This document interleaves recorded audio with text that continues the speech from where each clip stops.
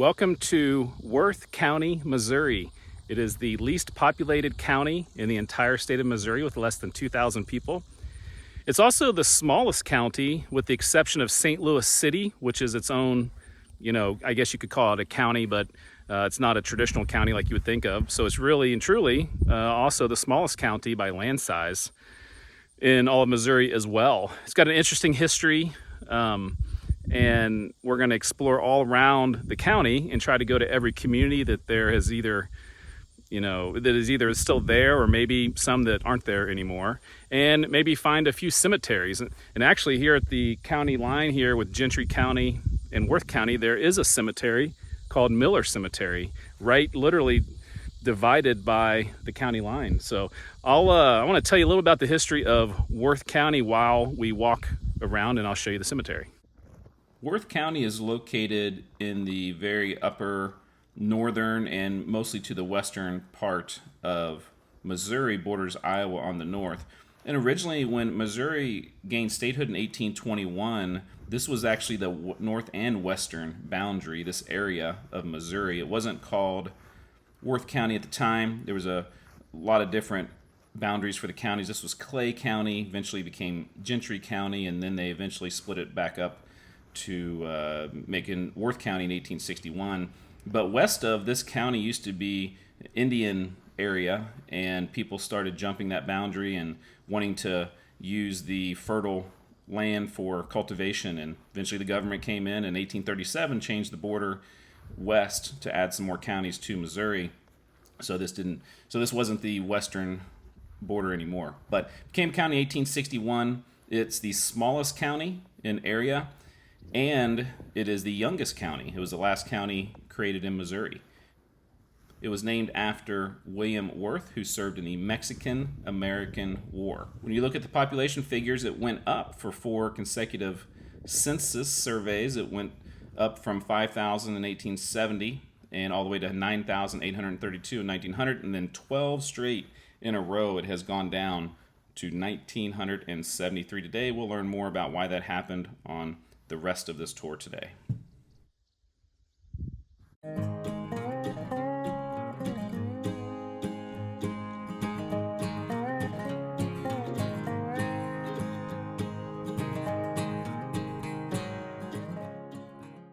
I was about a mile down the road down there at the county line, and the first intersection I come to here, and there's looks like an old abandoned building. It says something Creek Primitive something Church.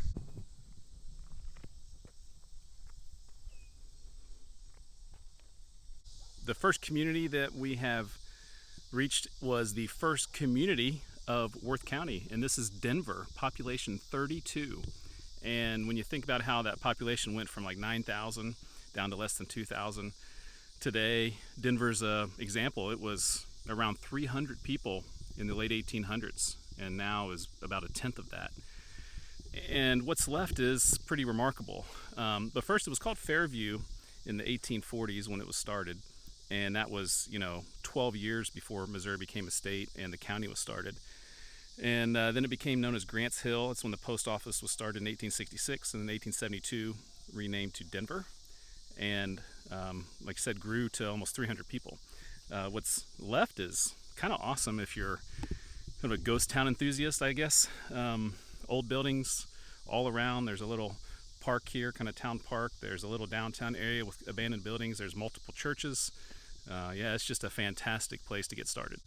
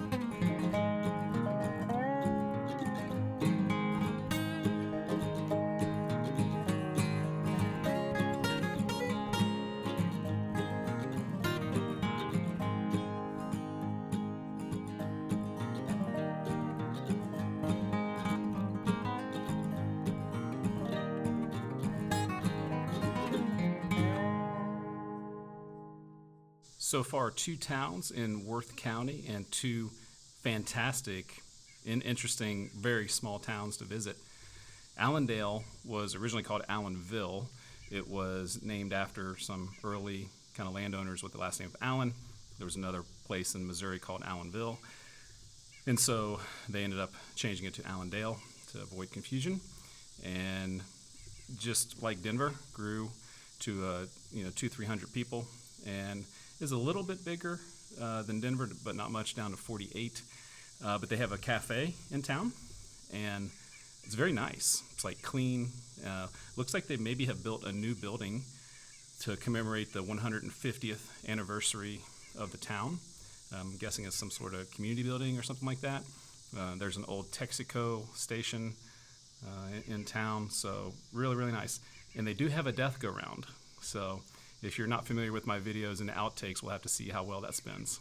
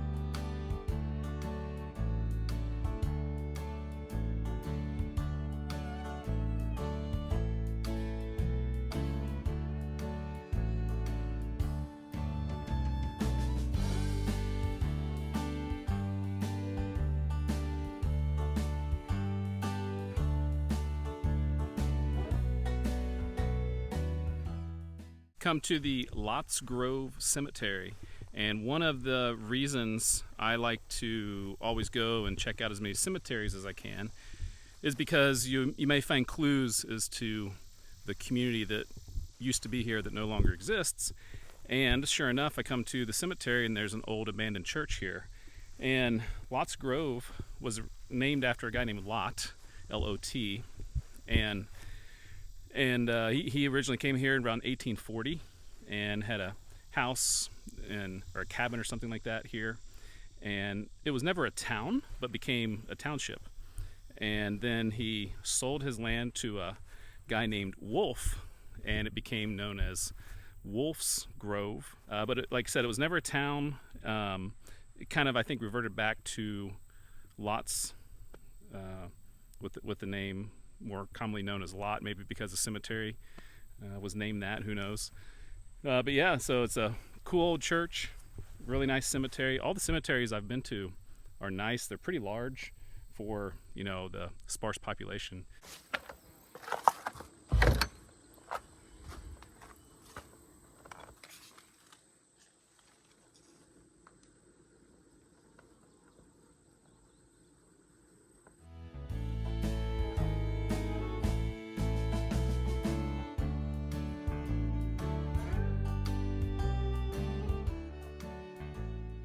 Our next town is a little bit of a mystery to me. It's called Irena, and it's only 14 people.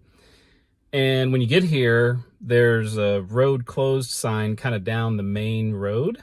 Now, I did a video a couple years ago about the 10 smallest towns in Missouri. And with 14 people, you'd think this would be on it, but it actually was just outside of the top 10. And the reason there were so many towns in Missouri that were so tiny was because of some loopholes in the Missouri laws that had people could incorporate their own property and make a town out of it. And I think they've since closed that loophole, but maybe towns have been grandfathered in. So there were towns with 0 people. There were towns with 2 people. It's a pretty interesting video if you want to watch that one. And my guess is maybe that this is the same because it's only been there's only 3 population figures from the census starting in 2000, and it would maybe make sense. It's a pretty big area. So I took my drone and I'm flying it around, and you can see there's houses here. Nothing that looks like a town. Although I did find there's some old history of a community called Irena here, dating back, almost to the 1840s, 1850s. And so maybe eventually somebody just decided, I'm going to, incorporate this area for tax reasons or for one thing or another. But I was kind of curious to find out what the town of Irena looked like, but there's really not much to see unless I'm missing something. So people of Worth County, maybe you can clue me in if I'm totally off base.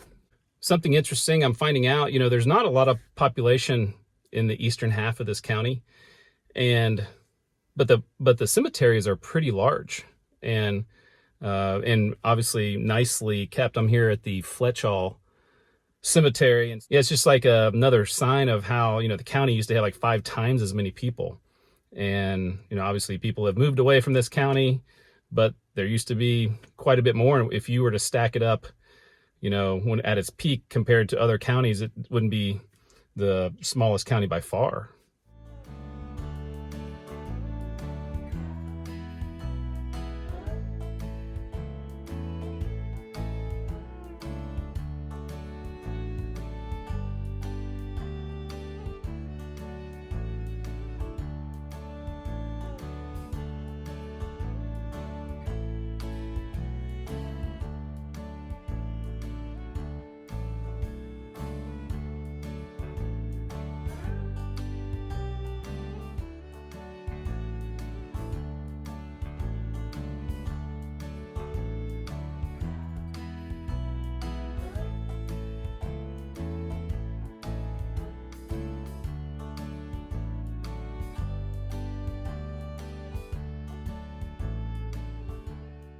Isadora is one of the older communities in Worth County, and said to be named after the wife of a pioneer who came to this area, middle 1800s.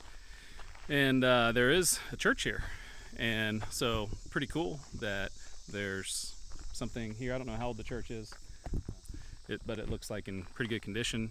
There's one other kind of older building, and then a couple miles down the way there's a cemetery and another large cemetery for a very rural area.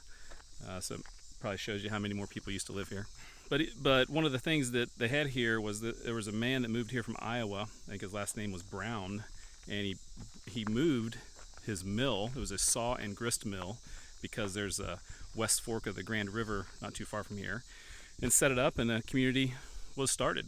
And they had, everything a small community has in terms of things in that time back in the mid to late 1800s. And it was post office was here until 1951, and so there was certainly a decent little community. And while this road is paved, although it does say pavement ends right there, a lot of these roads out to these ghost towns are not paved, and they're just not very easy to get to, not very convenient to get to. So another reason why the population would dwindle. It's not very close to getting to the county seat or even another larger county or a larger town. So cool that they have something here though, and hopefully the church will be here for a long time to come.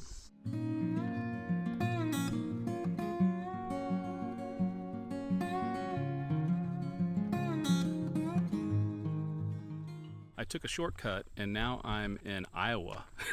Iowa borders Worth County there, and I was actually going to come up here because there's basically a ghost town that's on the border. So like the main street here is, this side of the road is Worth County, and this side that's behind me, this is Iowa. And but it was interesting to get here. Looking at the roads, I wasn't sure if it would come through to get here, and luckily I was able to make it. But this is an interesting town, even though not part of Worth County now, because it was started because the railroad came through here and had a couple hundred people in the 100 years ago, and it was unincorporated about 20 years ago. So it was a town all the way to like 2004. Some pretty sweet old buildings here, and definitely showing their age, but still standing, and a fun little detour. Now to get back to Missouri, I'm gonna have to stay in Iowa for a few more miles, but this is a terrific detour. So that's Missouri and Worth County, and that's Iowa.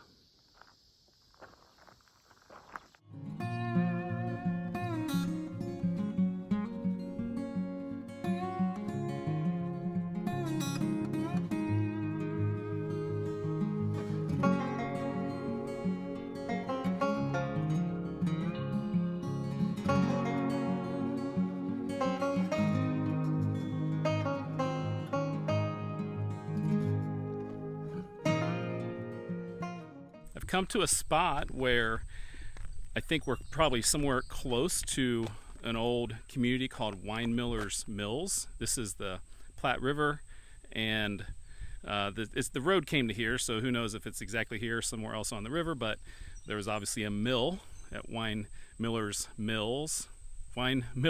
Mills, and they had a post office, and they had a general store, and obviously having a mill for for the water and be able to produce different things was really important. But the post office only lasted a few years in the 1870s, so I don't know what happened to it, but definitely we're in a very sparsely populated part of the county. So once probably when a railroad came in years later, people would move to different spots, and it was a little bit easier to move water along to different communities.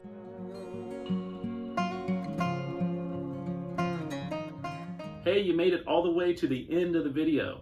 And now that you're here, let me tell you a little bit more about all the other things going on this channel.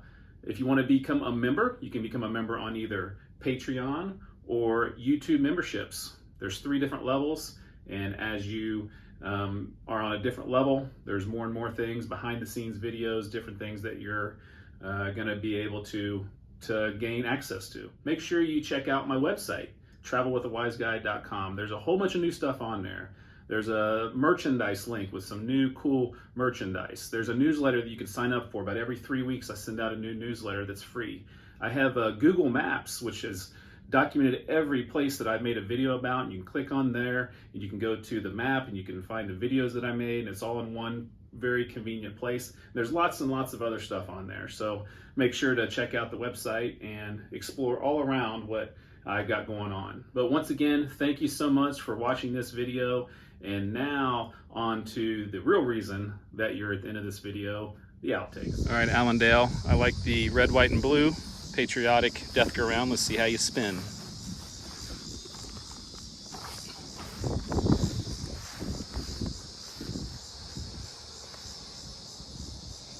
Really, really good. I'm gonna give that 9 out of 10. Just a little bit of paint, although I kind of like the worn look. Maybe that might be a 10 out of 10. It's about as good as it gets. Look at that thing go. It is still spinning. It's kind of a sign of how the population used to have the county. The heck? You're huge.